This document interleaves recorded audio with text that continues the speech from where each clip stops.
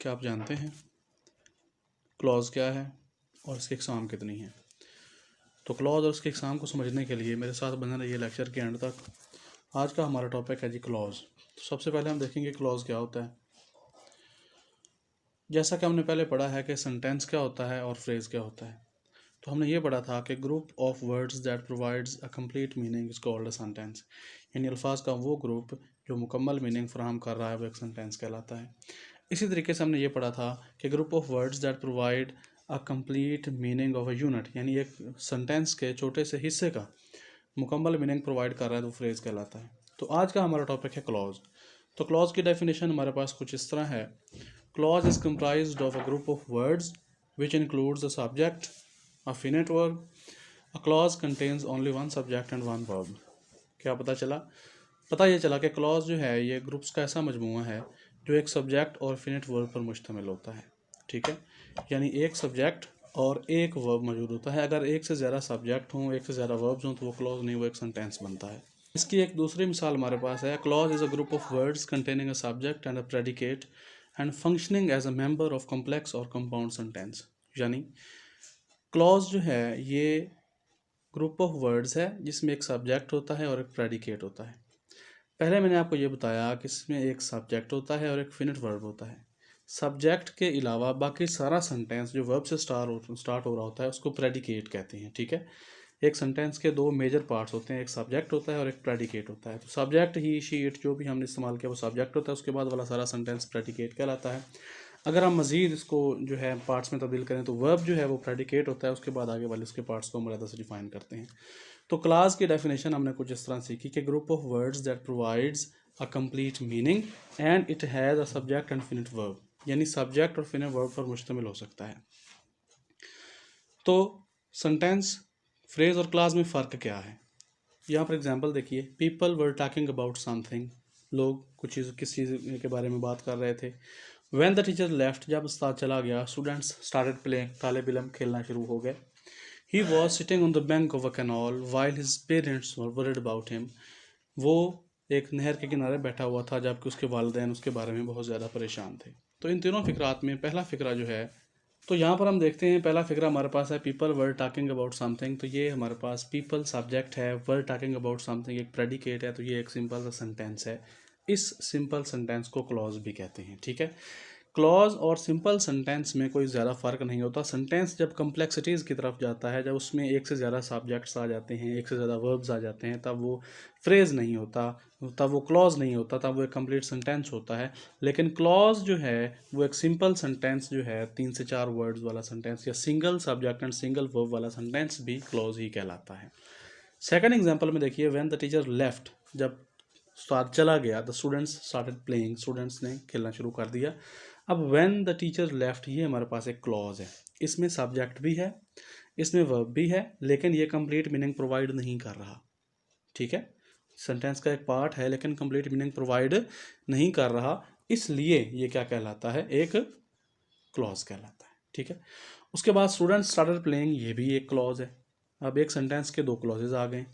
इसी तरह तीसरा हमारे पास जो है, he was sitting on the bank of canal. तो ये कलर्ड वाले जो 5 अल्फाज हमारे पास हैं, on the bank of canal, ये एक फ्रेज है। ठीक है, तो फ्रेज, क्लॉज और सेंटेंस में मेन फ़र्क ये है कि एक सेंटेंस के अंदर फ्रेज और क्लॉज उसके पार्ट्स होते हैं। यानी phrase and clause are the part of a sentence, but sentence is not a part of a phrase और अ क्लॉज। यानी फ्रेज और क्लॉज तो सेंटेंस का हिस्सा हो सकते हैं, लेकिन एक सेंटेंस ना तो फ्रेज का हिस्सा हो सकता है ना क्लॉज का हिस्सा हो सकता है। तो आगे हमारे पास इसकी जो है काइंड्स हैं क्लॉज की। तो पहली हमारे पास डिपेंडेंट क्लॉज है, उसके बाद हमारे पास इंडिपेंडेंट क्लॉज है, उसके बाद हमारे पास फिनिट क्लॉज है, उसके बाद हमारे पास नॉन फिनिट या इनफिनिट क्लॉज है, उसके बाद हमारे पास कोऑर्डिनेट क्लॉज है, उसके बाद हमारे पास सबऑर्डिनेट क्लॉज है। याद रखिए डिपेंडेंट और सबऑर्डिनेट क्लॉज सेम क्लॉजेस कहलाती हैं। नाम चेंज है तो मैंने अलग से लिख दिए हैं। उसके बाद हमारे पास रिलेटिव क्लॉज है। तो आज हम इन क्लॉजेस को एक एक करके डिफाइन करेंगे और इसको समझने की कोशिश करेंगे। पहली हमारे पास जो है वो है इंडिपेंडेंट क्लॉज। जैसा कि नाम से जाहिर है, इंडिपेंडेंट, खुद मुख्तार, यानी इस क्लॉज को किसी दूसरे क्लॉज की ज़रूरत नहीं होती। इसमें सब्जेक्ट और वर्ब मौजूद होते हैं जो अपना कंप्लीट मीनिंग प्रोवाइड कर रहे होते हैं। An independent clause functions on its own to make a meaningful sentence. And look much like a regular sentence, यानी ज़्यादातर ये रेगुलर सेंटेंस के तरीके से ही नज़र आ रही होती है, हमें एक सेंटेंस ही लग रहा होता है, ठीक है, इसमें किसी भी किस्म की कोई कमी नहीं होती। It is also called main clause, यानी इसको मेन क्लॉज भी कहते हैं, ठीक है। एग्जाम्पल हमारे पास इसकी क्या है, people were talking about something, पूरी एक मेन क्लॉज है। व्हेन द टीचर लेफ्ट, अब रेड जो है ये मेन क्लॉज नहीं है। ब्लैक में देखिए स्टूडेंट्स स्टार्टेड प्लेइंग, तलबा खेलना शुरू हो गए, ये ब्लैक में जो सेंटेंस आ रहा है ये क्या कहला रहा है, इंडिपेंडेंट क्लॉज। उसके बाद he was sitting on the bank of canal, अब ये रेड जो आ रहा है ये हमारे पास क्या है, ये इंडिपेंडेंट क्लॉज है कि वो बैंक पर जो है किनारे पे बैठा हुआ था। His parents were word about him, ये भी हमारे पास एक इंडिपेंडेंट क्लॉज है, इसको वाइल कंजंक्शन के जरिए दोनों क्लॉजेस को जोड़ा गया है। दूसरी हमारे पास आती है डिपेंडेंट क्लॉज। तो डिपेंडेंट क्लॉज की डेफिनेशन क्या है, जैसे नाम से जाहिर है कि मुनहसिर है, किसी पे इन्हसार कर रही है।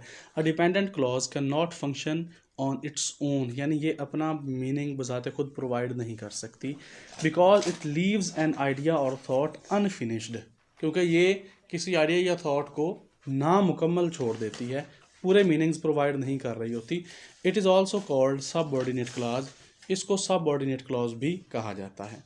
Dependent clause help the independent clause complete the sentence, यानी ये क्लॉज जो है ये इंडिपेंडेंट क्लॉज को सेंटेंस कंप्लीट करने के लिए इस्तेमाल की जाती है, ठीक है। A dependent clause alone can not form a complete sentence, यानी डिपेंडेंट क्लॉज जो है ये अकेले तौर पर अपना जो है वजूद बरकरार नहीं रख सकती और जो है सेंटेंस का पूरा मीनिंग भी प्रोवाइड नहीं कर सकती। फिर वही एग्जांपल्स हम देखते हैं, यहाँ पर देखिए people were talking about something, यहाँ पर डिपेंडेंट क्लॉज कोई मौजूद नहीं है।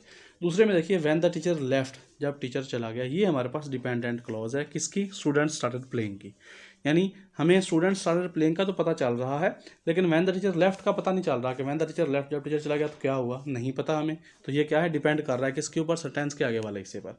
He was sitting on the bank of canal, यहाँ पर पूरा जो है प्रोवाइड हो रहा है मीनिंग, ये क्या है, इंडिपेंडेंट क्लॉज। अब आगे देखिए while his parents were worried about him, while का वर्ड जो है वो उसको लिंक कर रहा है इंडिपेंडेंट क्लॉज के साथ। तो यहाँ पर हमारे पास his parents were worried about him क्या है, डिपेंडेंट क्लॉज है। उसके बाद हमारे पास है फिनेट क्लॉज। फिनेट क्लॉज का क्या मतलब है, finite clause must contain a verb which shows tense, यानी एक ऐसी क्लॉज जिसके अंदर सिर्फ एक वर्ब दिया गया हो जो टेंस को शो कर रहा हो। वर्ब्स दो तरह से इस्तेमाल होते हैं, एक में टेंस इस्तेमाल जो है वो वर्ब जो है वो स्पेसिफिकली टेंस को जाहिर कर रहा होता है कि ये प्रेजेंट इंडेफिनिट टेंस है या ये पास्ट इंडेफिनिट टेंस है, लेकिन बाज़ वर्ब्स टेंस को इस्तेमाल करने के लिए नहीं होते, वैसे सेंटेंस फॉर्मिंग के लिए इस्तेमाल होते हैं। तो फिनेट क्लॉज वो क्लॉज है जिसमें वो एक ही वर्ब इस्तेमाल हुआ हो जो टेंस को शो कर रहा हो, ठीक है। ये सबऑर्डिनेट क्लॉज भी हो सकती है, ये मेन क्लॉज भी हो सकती है। People were talking about something, अब यहाँ पर वर जो है ये क्या है, फिनेट क्लॉज है, चूँकि वर टॉकिंग, ये वर लफ्ज़ जो है ये क्या कर रहा है, सेंटेंस को शो कर रहा है। When the teacher left student started playing, अब स्टार्टेड वर्ड जो है, अब व्हेन द टीचर लेफ्ट में यहाँ पर देखिए वो डिपेंडेंट क्लॉज है, स्टूडेंट स्टार्टेड प्लेइंग ये हमारे पास फिनिट क्लॉज है, क्योंकि इसमें स्टार्टेड वर्ड जो है ये पास्ट इंडेफिनिट टेंस को शो कर रहा है, ठीक है। इसी तरह यहाँ पर व्हेन ही वॉज सिटिंग, तो वॉज सिटिंग चूँकि जो है वर्ब को शो कर रहा है, ठीक है, सेंटेंस को शो कर रहा है, पास्ट कंटिन्यूअस टेंस को शो कर रहा है, तो यहाँ पर ये भी क्या कहलाएगा, फिनेट क्लॉज कहलाएगा। सेम एग्जांपल्स इसलिए दी हैं क्योंकि यहाँ पर मैंने लिखा है कि they can be main clauses और सबऑर्डिनेट क्लॉज, यानी या मेन क्लॉज भी हो सकते हैं, ये सबऑर्डिनेट क्लॉज भी हो सकते हैं। उसके बाद हमारे पास है कोऑर्डिनेट क्लॉज। कोऑर्डिनेट क्लॉज क्या होती है, coordinate clause is a clause that is introduced by one of the coordinating conjunction, most commonly and और बट, यानी ये वो क्लॉज है जिसमें हमने एंड या बट वगैरह के अल्फाज इस्तेमाल करके उन क्लॉजेस को जुदा जुदा किया हुआ होता है। It was apple blossom time, ये फूलों के खिलने का वक्त था। And the day were getting warmer, और दिन गर्म हो रहा था। Ali ate apples but Aslam drank juice, ate apples but Aslam only drank juice. अब यहाँ पर दोनों में के अंदर एंड और बट जो है ये कोऑर्डिनेटिंग क्लॉज जो है उसको जाहिर कर रहे हैं, ये दो क्लॉजेज जो हैं जुदा हो रही हैं, ठीक है। कोऑर्डिनेट का मतलब होता है ना हिस्सा डालना, शामिल होना, तो ये एंड और ऑन से शुरू होने वाली क्लॉजेज जो हैं वो कोऑर्डिनेटिंग क्लॉज कहलाती हैं, ठीक है जी। उसके बाद हमारे पास रिलेटिव क्लॉज है, रिलेटिव रिश्ता कायम करने वाले, ठीक है। This clause does the work of adjective by this and by this it also has the name adjective clause, यानी ये एडजेक्टिव का काम करती है, इसलिए इसको हम एडजेक्टिवल क्लॉज भी कहते हैं। Adjectives are the words that describe give information about noun और प्रोनाउन इन अ सेंटेंस, यानी ये वो वर्ड्स हैं, हमें पता है एडजेक्टिव कौन से वर्ड्स हैं। एग्जांपल देखते हैं, द मीट गोश्त which he spent so much to buy, जिसको खरीदने के लिए उसने काफ़ी वक्त गुजारा, वॉज ऑलरेडी स्पॉइल्ड, पहले ही ख़राब हो चुका था। The clerk who delivered the fire sermon was invited by the police, या सना whose bag was stolen has returned home। यहाँ पर ये रेड में आपको जो नज़र आ रहे हैं, which he spent so much to buy, या who delivered the fire sermon, या whose bag was stolen, ये सारे कहलाते हैं रिलेटिव क्लॉज।